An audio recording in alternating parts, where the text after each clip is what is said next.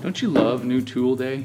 I think New Tool Day, okay, it doesn't rival New Bike Day, but it's pretty awesome. It's like when you have tools, you can do anything. And since I already have Park Tool Allen set, or the hex wrench set, I went ahead and got a matching set of these. I think it'll be pretty awesome. Where am I gonna put them? I'm thinking right under this one, just like that. Pedal storage, be gone. It's the beauty of pegboard. Move everything however you see fit. It's kind of cool. They just give you these little plastic clips. Oi! Hope it's the right height. Didn't really check that. Oi! Hey, look at that, it works.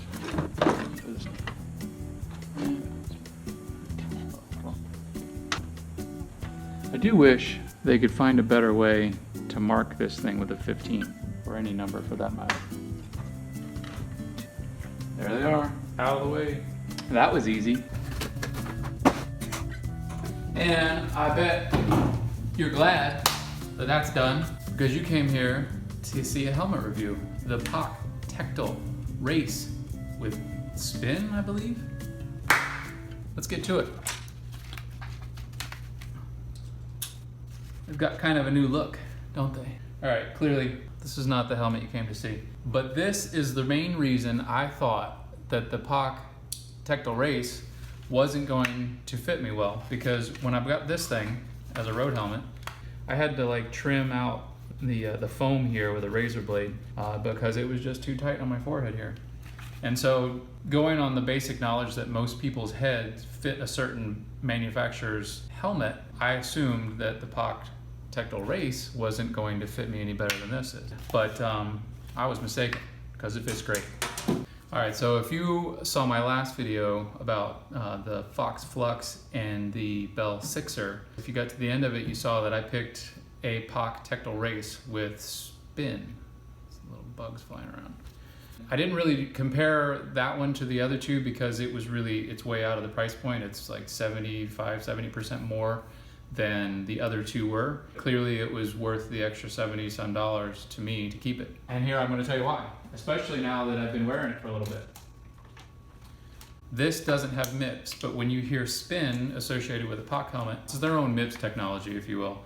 So they've got this helmet pad in here. It's got some like gel inside. I don't know if you can see this, but it's got like this gel in here. So when you move, it lets your head move a little bit more freely inside the helmet.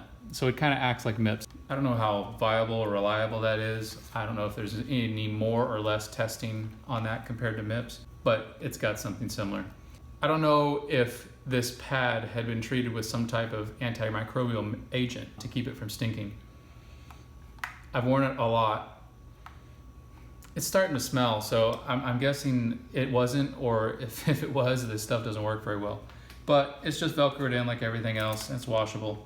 You only get one pad with it, you don't get an extra one. You make sure you wash it, well before you're gonna ride next so that you don't throw it in there wet. I wouldn't recommend drying it. I'm sure that their washing instructions say not to dry it. One of the apparent differences between this helmet, the Bell Sixer, and the Fox Flux is that the outer shell of this seems to be a bit more robust. This just feels really solid. Let's go to the visor. This visor is stout. It's hard plastic ABS. It doesn't move very easily. I'm not terribly crazy about how it works. It's got this little plastic screw in the middle, and I haven't really messed around with it to find the exact right tension that it needs to be at. If you do find the right tension, you can probably let it. You can see that it's not anywhere near the right tension. There you go. So maybe that's the right tension right there. I've always tried to adjust it with gloves on, and it was very unsuccessful in determining where it was just loose enough to let it move within the clicks but not fall down. So it's doable, but again, I like the Bell Sixer. Man, that thing just had real positive clicks in it where it just went boom, boom, boom, and you didn't have to mess with any adjustments or anything like that. It just worked. The good thing about this is that you could actually lock it down if that were really important to you, or lock it up if that were important to you.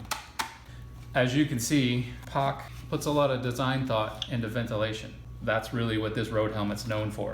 It's being light and ventilated. Their Tectal Race is no different. It's got great ventilation, and in Florida, that's really important. Shoot, I don't know how many vents. 1, 2, 3, 4, 5, 6, 7, 8, 9, 10, 11, 12, 13, 14, 15, 16, 17, same amount of vents as the other ones, pretty much. I think on ventilation point, all 3 of the helmets were pretty much a dead heat. So we get to a light or a camera mount, and this doesn't have any kind of built-in camera mount or light mount, but it has a nice flat spot right here. Well, a nice rounded spot where you can put one of those rounded GoPro mounts there, self-stick it on. It works pretty good. I would prefer it to be a little bit further back just for a better camera angle. It always looks better if you can see the tip of the visor moving at the bottom of the frame. It just lends a little perspective, and it gives you that anchor point of really what you're looking at. So that brings us to goggles, goggle compatibility. And you'll remember the Bell 6er had a rubber strip around the back that the goggle strap would stick to, and that the Fox Flux had a big dent in the back, like a big, kind of like a channel where the goggle straps would fit into. POC has gone with tried and true. You put your goggles in there, put this rubber strap around it, and your goggles don't come off. That's hard to beat. It's pretty simple technology, although it might be a little bit more costly than what the other 2 companies did. But you can't argue with how well it works. Now, I haven't tried on any goggles with this helmet, so let's do that now. Still have these same older Oakleys, which I believe are a little bit on the small side. And the strap is lined up where it would be. And these feel great, actually. This feels better than the other 2 by a long way. But let's see what it feels like with a more modern goggle. I picked these up my last snowboarding trip, and even though I think they're a touch larger, they still feel great. They, yeah, it's not like pushing down on anything. They feel perfect. Yeah, I wouldn't have a problem wearing goggles with these at all. In fact, it would be pretty rad. I need to go to some place where I can use goggles. One of the things I get asked a lot is that, do you think the more expensive helmets protect your head any better? I think there's some truth to that. Where you get the extra price from is the extra features. And some of the extra features can offer some additional protection. So one of the other bits of technologies that you get for that extra bump in cash is a Recco reflector. And I believe that they were developed to find avalanche victims. So what happens is a skier would wear a reflector wristband, or they wear a helmet that has a reflector in it, or a piece of clothing that has a reflector in it.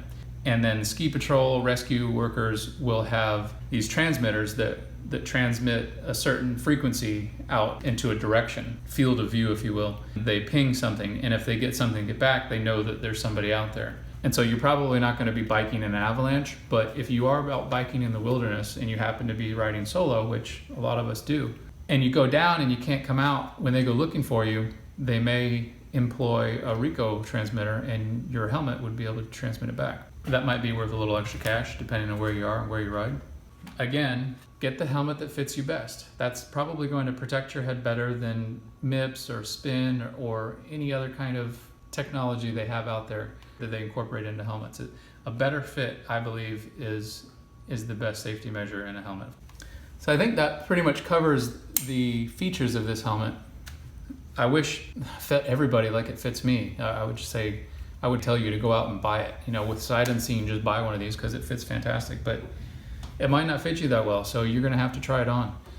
If you find yourself on the fence looking at a POC Tectal race with the Spin technology, and we're looking for somebody to tell you whether or not it's worth it, I think it is. But again, that's just my opinion. And I largely think it's worth it because it just fits so well. I don't necessarily see any value with the Recco locator, or like I said, with the Spin. I think it's marginal, if anything. And this is just my layman opinion.